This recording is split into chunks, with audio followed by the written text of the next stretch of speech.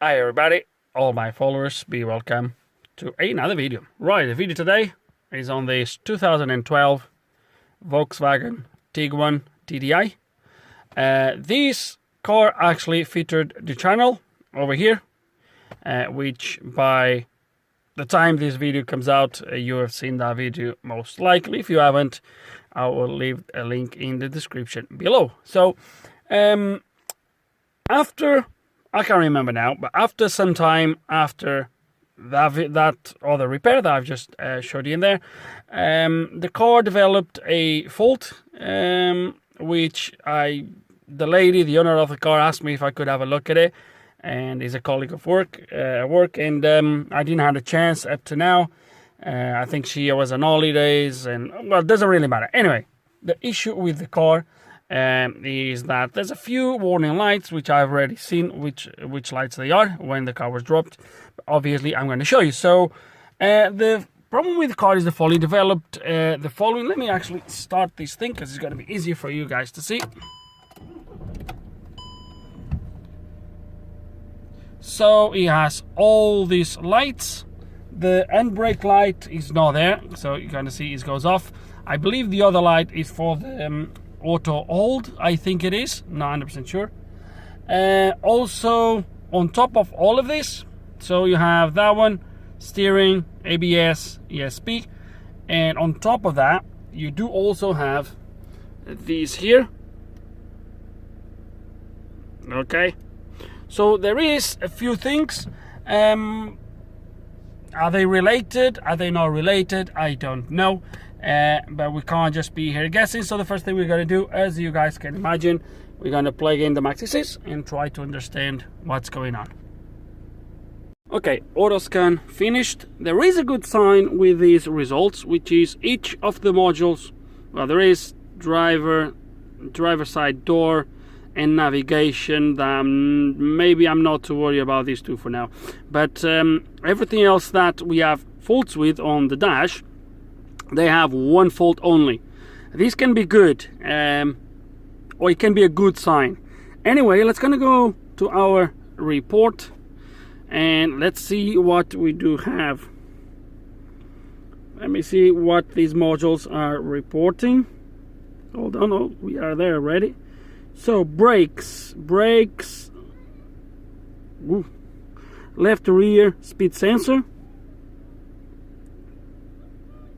central electrics, luggage compartment, lamp, not to worry about that, parking assistance, data bus, error value received, GPS, open circuit,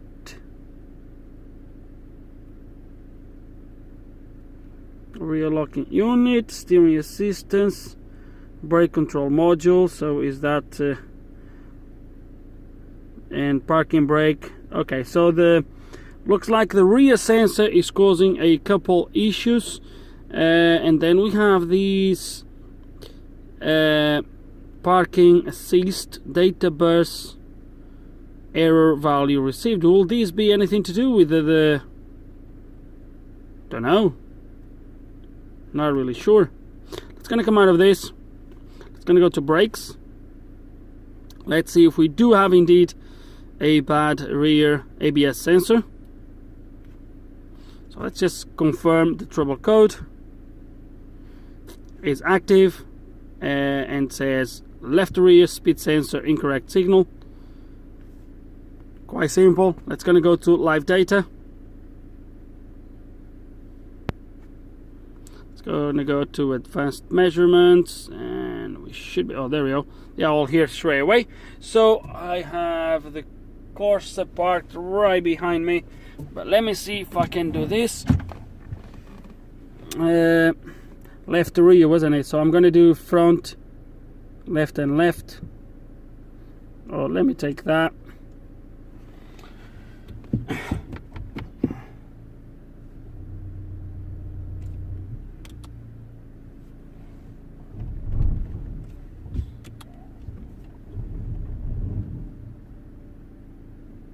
Okay. And it looks like we had some readings on my... This one thing I know it's just a money. This one thing that I hate about the Maxis is, which is why this scale starts on -1 down here, and this scale starts on 1. And then in some cases it'll be confusing. I should be able to adjust. Can I adjust these? Let me have a look.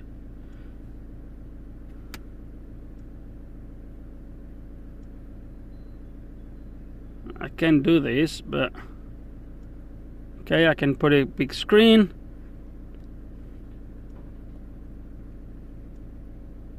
I can adjust this one.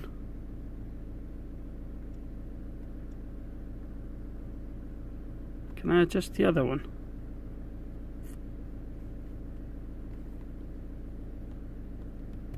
No, I can't. If I can, I don't know how to do it. You see, it's 1 and 1, but then that one is 0.75, that's 0.5.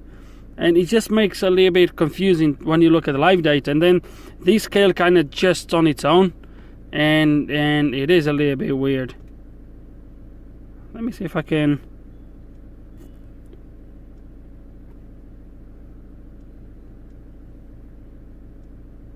It only adjusts that one, I don't know why.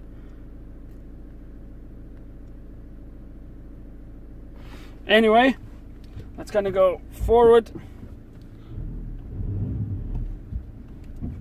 So I get definitely readings from the green, which is the right sensor, nothing on the left. So I know this is the graphical data should show slightly different, but let me actually...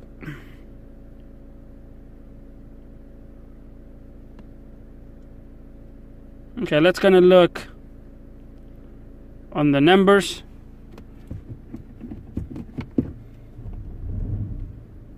As you can see, we get no readings from the left. Okay, so at this point I would say aptly that we have a ABS sensor issue, and I think before I move into anything else, we are going to have a look and try to fix this issue. We'll see if this resolves all the other problems. I'm a little bit reluctant about that being caused by the ABS sensor, but who knows? Who knows? So let's gonna get into the sensor, do a couple of measurements before we actually blame the sensor, and then we'll go from there. Okay, so wheel out, sensor is out. Visually, just looks like a sensor. I got this. The cable looks good. There's no cuts, no damage, no anything. I pull this garment back just to make sure the wires were good inside and no water going there or anything like that. Plug looks good. Everything looks perfect. So I don't blame the cable for now. Now, if these sensors were swappable, I would do the switcheroo. I would have removed the sensor from that side and put it on this side, purely because of where the ABS module is located on this thing. It would be easier to just swap the sensors. If I would get a reading on this wheel, then that would be diagnostics. The diagnostic would be done. Because I can't switch the sensors because they are left and right. They are in a little bit of a pot in there, and if you try to put that side on this side, it doesn't go in. I looked, I didn't took them out, but I looked, and definitely the sensor would not go all the way in if you try to swap them around. So the next best thing is obviously check wiring. So the first thing we're going to do is make sure we have no shorts on these two wires. The best way to do it is gonna be, let me just try to put the camera. Okay, I'll be able to actually do it without placing the phone anywhere. So this lead that you see here is connected to my negative terminal or ground. Just gonna check that we have a good connection to it. So let me try to find, there we go. So we have rust. If I touch ground here, there we go. and I have a connection to ground. So just to make sure it's connected properly, and now what we're going to do is we're going to check both terminals here on this plug. Make sure we don't have a short. So one pin, we have open line, the other pin, and we have open line. So we have no shorts to ground on this loom. Now I'm going to switch the lead to the positive and we'll do the same testing. Okay, lead now connected to positive. I don't have a positive here at the back, so I can't really test the thing, but it is connected. Oh, come on, this one hand is a little bit difficult. Okay, one pin to 12 volts. We have open line, the other pin to 12 volts, or to positive lead, and we have open line, which is good. So the next thing we're going to do is make sure we don't have a short in between these two wires. Before it starts to rain, there we go, and we have open line. Now you might wonder how I have open line, because obviously these would be connected to the ECU. I would be getting some readings. I will show you why we're getting no readings. I do know this is a little bit of extra work. This is my ABS plug. That's why I had no readings, so because was nothing connected here, but at least we made sure that there is no short in between the two wires that goes into the sensor. So my next step now, guys, is going to be make sure I have continuity from this plug all the way back to the sensor. For that, I'm going to have to need, well, I could just try every single pin. If I had two pins that makes connection spot on and nothing short with any other pins, that would be spot on. But I'll just get hold of diagrams quickly and we'll go straight to the correct pin. And we have our lead connected to pin number 1 on the wheel sensor plug. And now on our ABS plug, that should go to, so pin 1 on there should go to pin number 36 on this plug. So we're gonna just check that we are correct. Pin 36. So I see any number, so that's 1.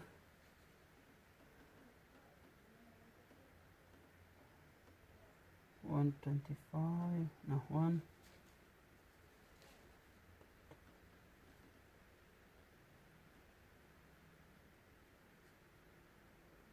35, 36. So 36, and I have 0.4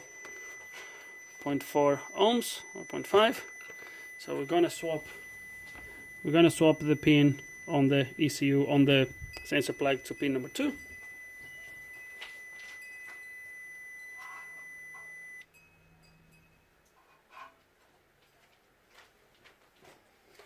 And pin number 2 should go to my pin 35, which is just the one before.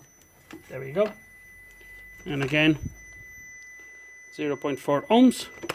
So at this point, I can conclusively say that we probably have a bad sensor. Could have a bad module, but let's not gonna jump ahead of ourselves. So most likely this is going to be a bad sensor. I do know that this was a little bit of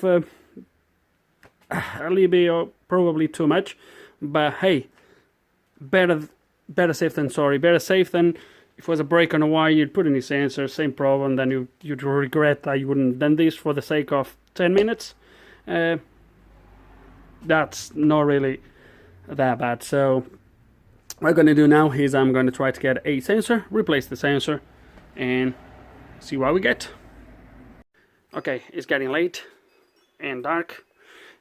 Just came back from picking up the new sensor, and I picked up some batteries as well for a car that you can't see from here, but hopefully it will make into a video.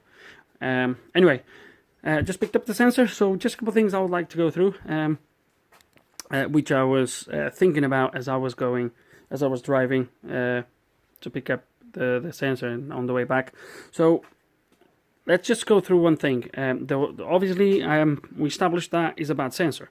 Obviously, I said, well, we can have a bad module, which we can, but let's not gonna jumping to the big guns just yet. Another thing that I've got to mention, which I actually thought about it, but I forgot when I was recording last, is that you can have a bad reluctor ring. I'm not sure if on this car is a magnetic reluctor ring or if it's one of those toothed reluctor rings. Either way, if it was the reluctor ring, I would expect to see some sort of readings picked up by the sensor. Maybe the readings were not correct. Could have spikes, breaks, missing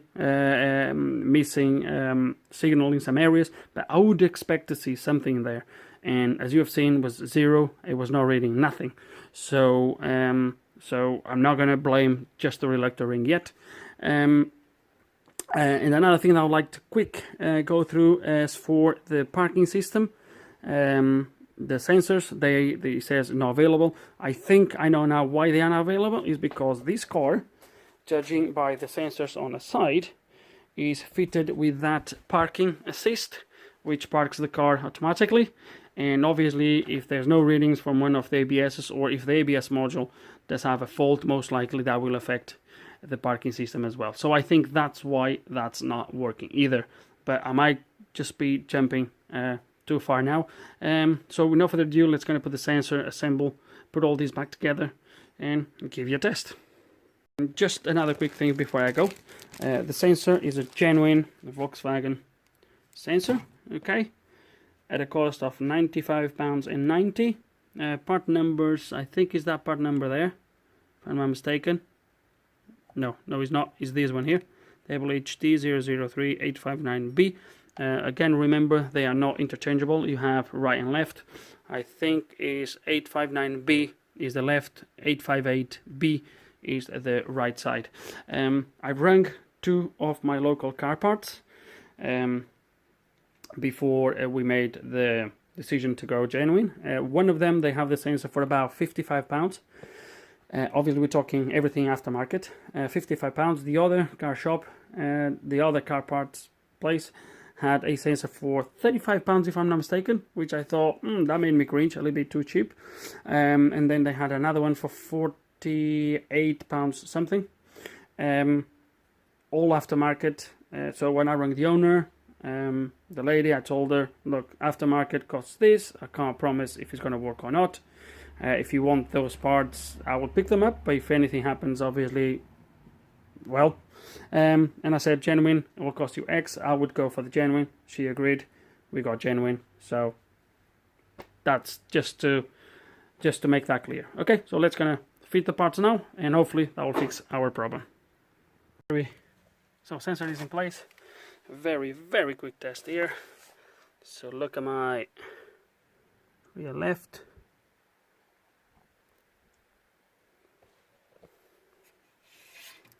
There we have some readings, look at that. And we have readings. Right, so this should fix our problem. Let's gonna quickly put the wheel back on and do all the adaptations, steering angle sensor, etc. See if this fixes our problems. Okay guys, and once everything is done, I haven't cleared any codes yet, but all the lights went off. I had to do the steering wheel learning. In this case, it was just left and right, the good stuff that you do with Volkswagen. Everything went off. That's back on. And now I'm just gonna quickly test to make sure this is actually working. So as I said, it does have the parking assist. So if I press there, so set turn signal, let's see if it works. And reverse. Okay. So there we go. So he's asking me to go in. There we go. Look at that. So now, okay. See that? Okay. So it is working.